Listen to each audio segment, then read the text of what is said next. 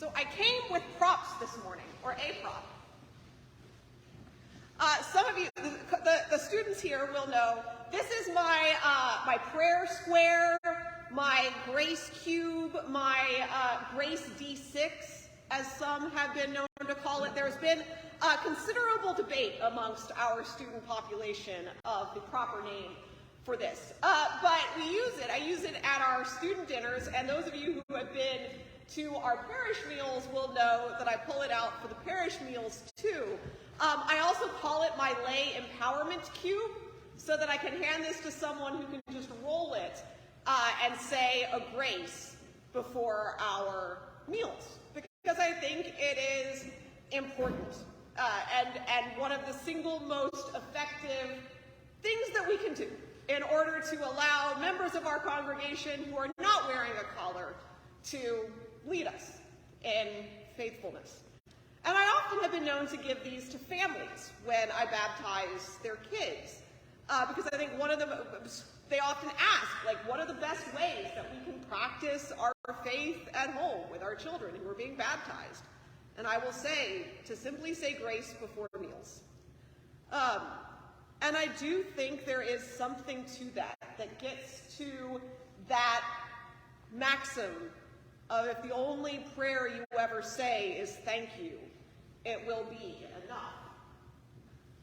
And it is very easy in our readings for today, particularly our gospel text, to turn it into a simple, moralistic tale of gratitude. Be sure you say thank you to God for the blessings that you have received.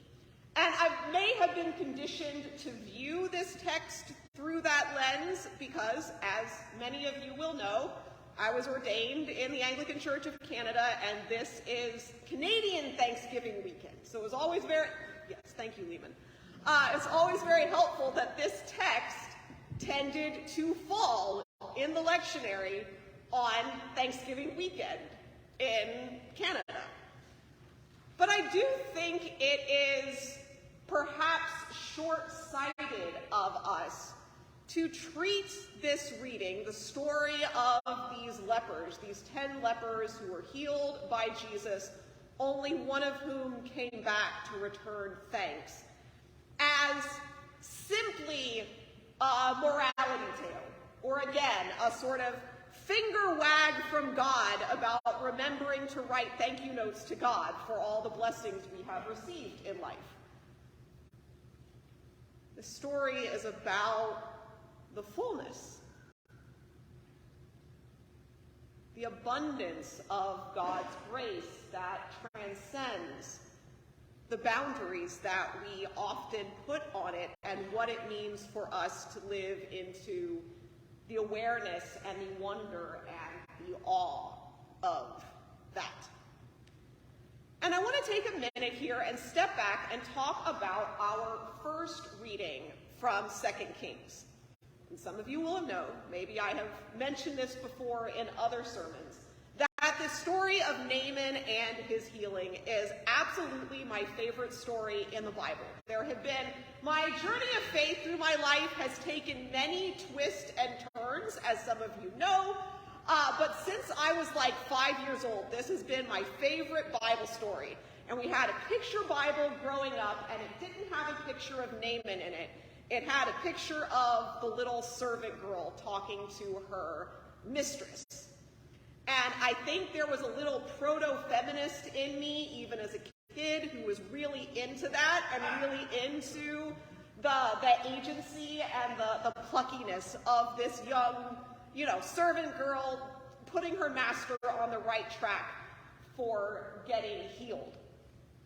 But I don't actually think that's wrong in looking at this text. Right? We have the story of, we are told that Naaman is a great man. He is a leader in the army that has conquered the people of Israel, that have indeed taken them captive.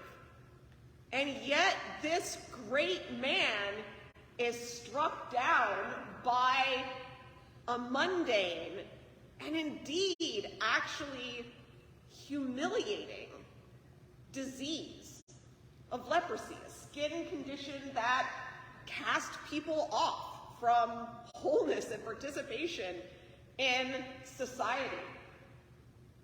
And it is, in fact, the women in this great man's life, and not just the women, but indeed a child, a servant child at that, who passes a message on to his wife, who then passes the message on to him, that perhaps healing can be found for him in the prophet, in Israel.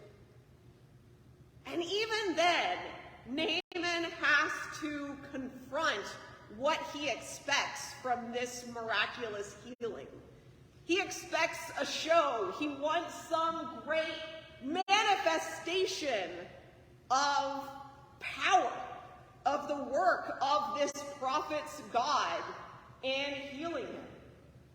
Instead, again, he is told to do something as simple and mundane as go dip himself in a river.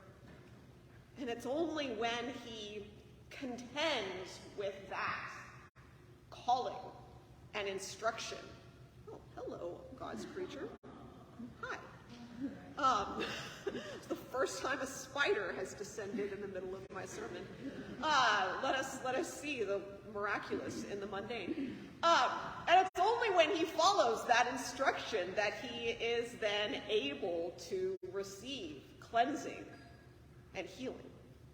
And there's a lot on the surface that we can see in why the compilers of our lectionary chose to match this story of Naaman with the story of these lepers that are healed. The healing that takes place here is a person from outside the boundaries of the Hebrew people's identity and their chosen covenant relationship with God. And in both cases, we have this healing manifest in a simple act of obedience. The lepers in our gospel stories are told to go present themselves to the priest for healing, and before they even get there, the healing has taken place just as a result of their faithful response to Jesus' instruction. But I also feel like there is so much deeper in what is being asked of us to see in the relationship between these texts, which is indeed, again, that movement of God that pushes against our human comprehension and our human understanding, the expectations that we put on how God should function in our world. Indeed, that's what had to be confronted in the story of Naaman, both for Naaman himself and the king of Israel, right? Who had to ask, why should I be bothered with considering the healing of this foreigner, this person who has been a source of persecution to my people, and just sends him off. And the story of those lepers who receive their healing from Jesus is as well a story of God's very transgressive, unpredictable, uncontainable, and uncontrollable grace. For one thing, while we have that story of the one foreigner who comes back, the one man who takes the time to return and give thanks to Jesus, and we have that line, go, your faith has made you well, the other 9 were still healed. It's not like Jesus rescinds the healing from those who failed to come back and give thanks. The grace, the healing, the salvation, the restoration to wholeness and community remains for the other 9 as well. So what is it that this one the 10th who came back to express thanks and gratitude, received. And I think it is an awareness of the awe and the wonder and the miracle that actually transpired in him and in the others. I came across a commentary by a Lutheran pastor named David Lose, who's one of my favorite commentators on Scripture and on the lectionary. And he frames this sense of your faith has made you well, in the sense of your faith has made you whole. Your faith of seeing the grace of God in action has freed you from the ordinariness, the mundane, the humdrum, and ushered you into a life of salvation, the fullness of grace and gratitude. And I think perhaps instead of turning these texts again into that finger-waggy, moralistic preaching on the importance of gratitude, it is instead about us understanding the core of what gratitude is and why that posture of gratefulness is so critical to our faith and our spirituality, and I dare say our salvation.